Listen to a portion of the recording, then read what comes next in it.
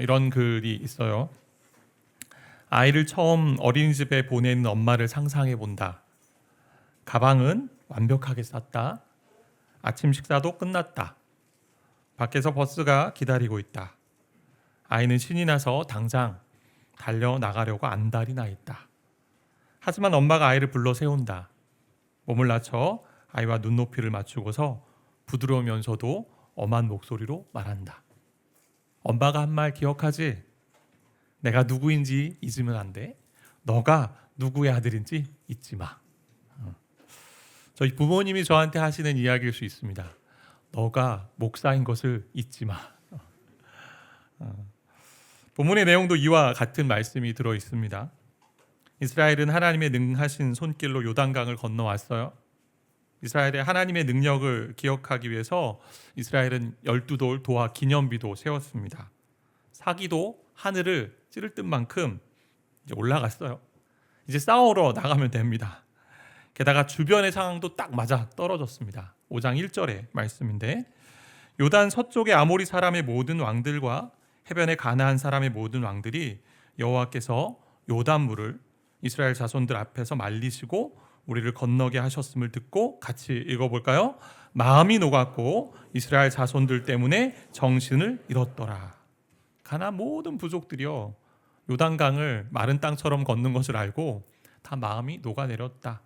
정신을 잃었다. 넋이 나갔다라고 기록하고 있습니다. 이스라엘에게 절호의 기회가 주어졌어요. 이제 들어가면 됩니다.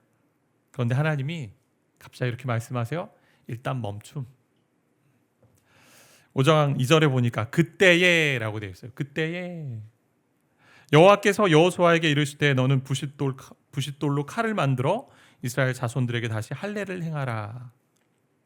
그때 다시 할례를 행하라 라고 말씀합니다. 지금 분위기 좋은데 할례는 남성의 생식기 끝을 잘라내는 이제 것인데요. 그럼 최소 일주일 이상 움직일 수 없습니다. 완전 무방비 상태가 되잖아요. 애굽에서 나온 출애굽 1세대는 받았는데 그들이 하나님 말씀에 불순종함으로 광야에서 다 죽고 난 이후에 2세대는 할례를 받지 못했어요. 그렇기 때문에 다시 행해야 된다라고 말씀하시는 거예요. 할례가 뭘까요? 할례는 하나님의 백성이라는 상징적인 표시고 언약의 백성의 표입니다. 창세기 17장에 이제 나왔는데 하나님이 아브라함과 언약을 맺으세요. 내가 너를 번성하게 하겠다. 너로 큰 민족을 이루겠다. 너는 여러 민족의 아버지가 될 것이고 너에게서 민족들, 나라들이, 왕들이 나올 것이고 가나안 땅을 영원히 너의 기업으로 주겠다라고 말씀하십니다. 그 언약에 대한 약속에 대한 확실한 표시로 할례를 주신 거예요.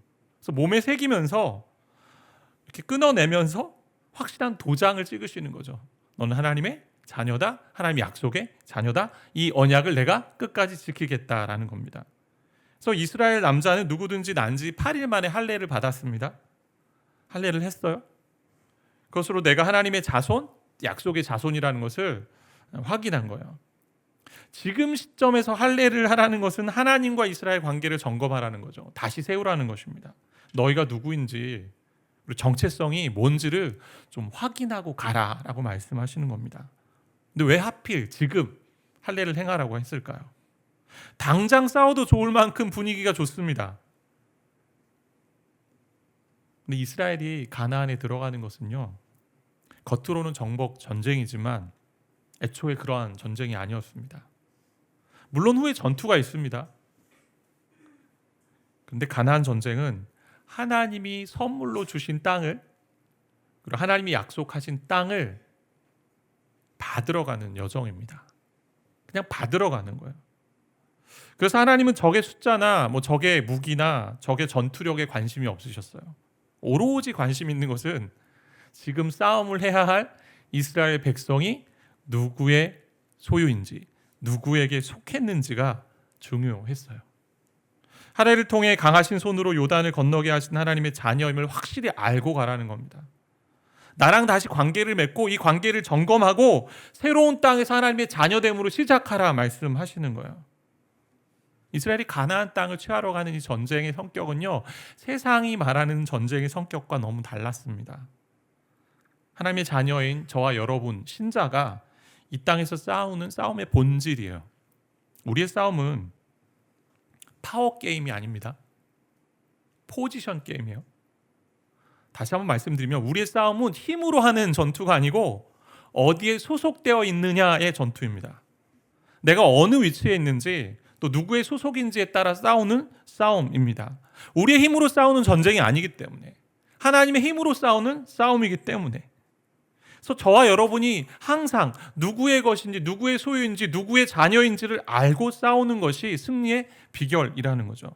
우리 힘으로는요, 사단의 유혹과 세상의 공격과 죄의 싸움에서 능히 넉넉하게 이길 수 없습니다.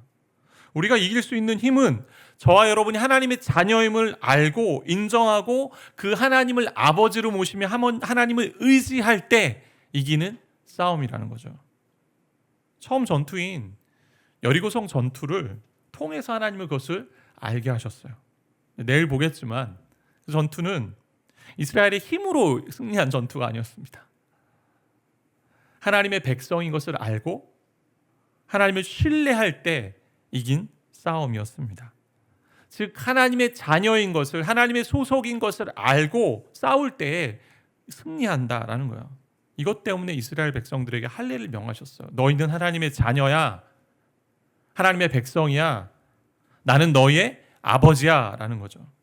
이 말씀에 따라 싸우라는 것입니다.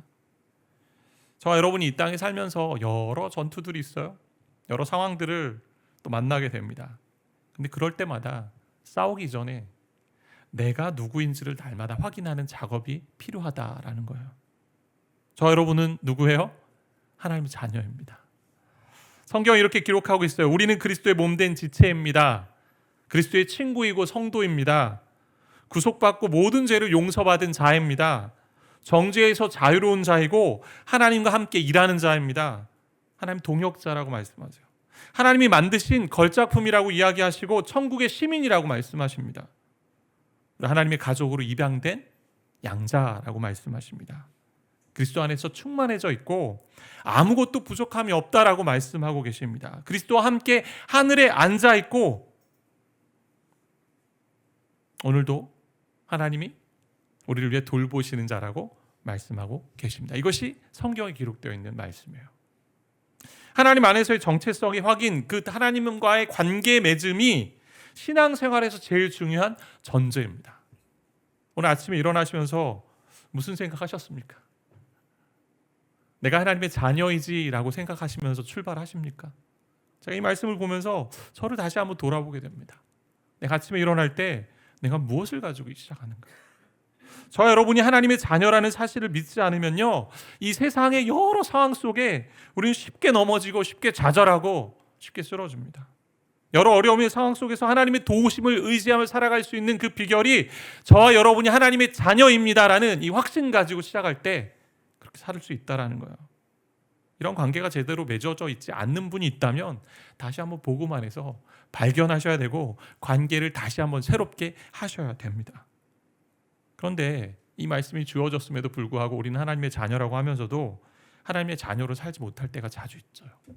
자주 있어요. 5장 9절의 말씀인데요. 같이 좀 함께 읽겠습니다. 여호와께서 여호수아에게 이르시되 내가 오늘 애굽의 수치를 너에게서 떠나가게 하였다. 이렇게 말씀하셨어요. 할례를 통해서 하신 것이 뭐냐? 애굽의 수치를 다 떠나간 것이다. 애굽의 수치를 내가 다 떠나가게 했다라고 말씀하셨습니다. 그런데 우리는 애굽의 수치 가지고 또 살아갑니다. 애굽의 수치는요, 애굽에서 종살이하며 받았던 수치예요. 종으로 살던 노예 근성도 있습니다. 근데 수치라는 이 단어는 조롱, 또 멸시, 모욕이라는 단어이기도 합니다.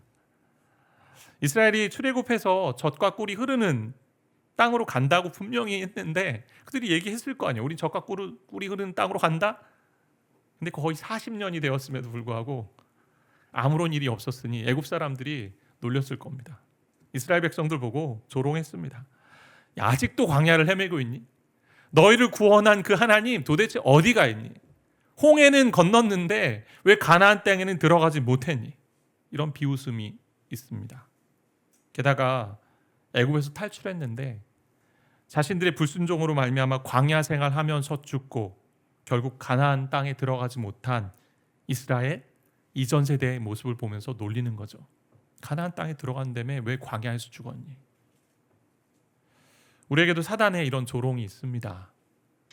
너희 신앙생활 연수를 한번 봐. 근데 뭐가 달라졌니? 네가 그렇게 열심히 기도하는데 뭐가 달라지고 있니?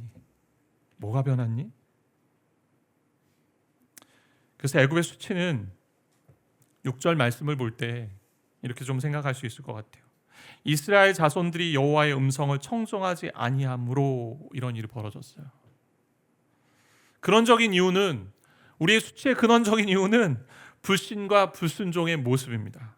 그 모습에 조롱하는 거예요. 세상의 많은 사람들도. 너희가 예수님을 믿고 하나님을 따라간다며? 근데 왜 그렇게 살지 않아? 왜 그렇게 믿지 않고 살아? 그렇게 하나님의 자녀됨을 믿는 그 삶의 모습이 왜 그래? 라는 거죠. 죄의 노예로 삼고 살고 죄된 본성으로 하나님 말씀에 불신하고 불순종한 모습이 저와 여러분에게 있는 애굽의 수치입니다. 할례를 통해 이런 모든 악한 습성들을 끊어내고 잘라버리고 이제 하나님의 새로운 백성으로 살아가라는 거죠.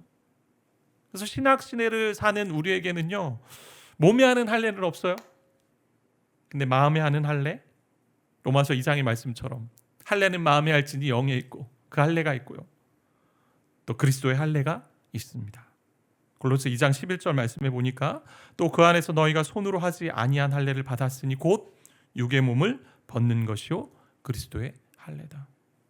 육의 몸을 벗고 그리스도로 말미암아 새로운 정체성을 가진 존재가 저와 여러분입니다. 하나님의 자녀됨이 되었습니다. 이거 신약에서 세례예요. 저와 여러분이 예수를 믿고 또한 세례를 받음으로 하나님 자녀 되었다고 고백합니다.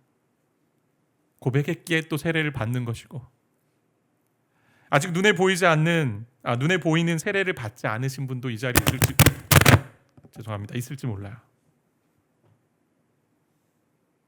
근데 예수 믿으며 하나님 아버지를 부르면 우리 모두가 다 하나님 자녀가 되는 것입니다. 최근에도 한 성도님의 이제 기도 제목을 보았는데요, 제가 이 기도 제목을 보면서 참 뭉클했습니다. 여러 가지 달라라는 기도 제목 하기 제가 참 부끄럽습니다 하면서 하나님을 아버지라 부를 수 있는 그것 자체가 감사합니다 라는 기도 제목이었어요. 예수를 구주로 고백한 사람 모두는 다 하나님의 자녀입니다.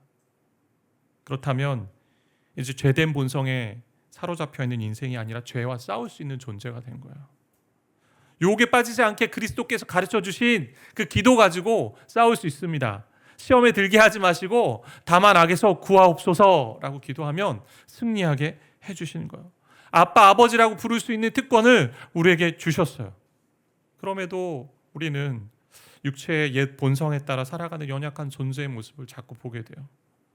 구원받아 하나님 자녀 되었습니다. 근데 생각과 마음은 세상 사람들과 별 차이가 없어요. 죄의 노예처럼 살아갑니다. 자기 중심성이에요. 욕심이 많고요, 돈 좋아하고요, 희생하기 싫어합니다. 서로 다투고 열등감과 두려움이 휩싸이기도 하고 절망에 빠지고 자기 정죄 속에 살아갑니다. 또한 상대방 비난하며 가족도 비난하며 살아갑니다. 앞날에 대해 걱정하며 근심만 하고 살아갑니다.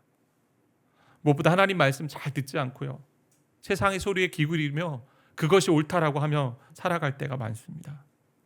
그렇기 때문에 저 여러분은 나는 이미 하나님의 자녀가 되었으니 그 자녀됨으로 하나님을 의지하며 살겠다, 옛것을 끊어내며 살겠다라고 고백하며 살아야 되는 것이죠. 이어서 나오는 6월절도요, 하나님 백성됨을 보여주는 거예요. 6월절 지키면서 우리가 구원받은 것이 누구 때문이지 기억하는 겁니다. 6월절이 뭐예요? 이스라엘 백성이 출애굽할 때, 애굽의 모든 장자를 죽이실 때, 죽음의 영이 임할 때, 죽음의 사자가 임할 때 어린 양 피를 바른, 그 문에 바른 이스라엘 백성의 가정은 하나님 구원해 주신 이를 기억하는 그런 절기였습니다.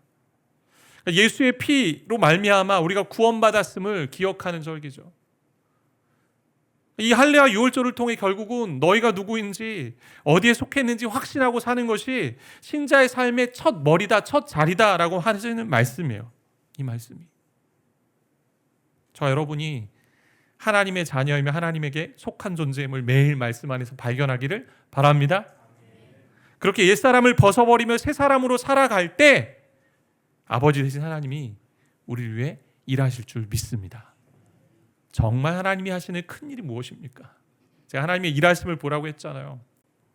그러니까 많은 사람들이 그렇게 생각할 수 있을 것 같아요. 일주일 기도했으니 내가 원했던 하나 둘 셋 넷 기도 제목 썼던 걸 다 이루어져야 될 거야. 뭔가 기적이 나타날 거야. 근데 그것도 하나님이 하시는 일인데 뭐 그것을 위해 당연히 구해야 됩니다. 우리가 자녀이기 때문에. 근데 정말 하나님이 하시는 큰 일은 저와 여러분이 하나님의 자녀가 되었다라는 것입니다. 그거 가지고 살아가는 거예요. 그것을 가지고 믿고 살아가는 것이 하나님의 큰 일입니다. 우리의 싸움은요, 이 싸움이에요. 진짜 우리의 싸움은 가나안 족속과 이 세상의 문화와의 싸움이 아니고 내가 하나님의 자녀로 살아가고 있는지, 그리고 내가 하나님의 자녀인지를 믿는지 아닌지의 싸움이에요. 마음의 싸움이에요. 그래서 자신을 자꾸 죄의 노예로 고아로 생각하게 하는 사단의 그 속임수에 빠지면 안 됩니다. 그런 이야기가 들릴 때마다 대적하는 거예요. 나 하나님의 자녀야. 저 여러분은 보배롭고 존귀한 하나님의 자녀입니다. 하나님 끝까지 우리를 사랑하신다고 말씀하셨습니다. 그것을 예수 그리스도로 말미암아 증명해 보여주셨습니다. 넌 하나님의 백성이니 내가 너희를 책임지겠다 말씀하고 계십니다. 세상에 속하며 살면서 우리가 여러 영적인 전투를 경험하고요, 또 악한 공격과 사단의 유혹들, 또 죄된 본성을 자극하는 일들 가운데 살아가게 됩니다. 그때마다 그리스도가 저와 여러분의 옛삶을 끊어내신 것을 기억하고 우리가 하나님의 자녀됨을 믿고 살 때 우리의 정욕과 악한 욕심에서 벗어나는 은혜 주실 줄 믿습니다. 저와 여러분은요, 하나님의 자녀예요. 하나님께 속한 존재입니다. 하나님의 소유입니다. 누구도 우리를 하나님의 사랑으로 해서 끊을 수 없는 그런 하나님의 택한 백성입니다. 그 말씀 가지고 이 땅에 살아갈 때 여러 많은 공격과 괴로운 일들과 걱정과 낙심거리와 힘든 모든 상황 속에서도 죄에 대하여는 죽은 자요, 그리스도 예수 안에서 하나님께 대하여 살아있는 하나님의 자녀됨을 인정함으로 말미암아 하나님이 우리 가운데 놀라운 일을 행하실 줄 믿습니다. 그렇게 살아가는 저와 여러분 되기를 바라고 축복합니다.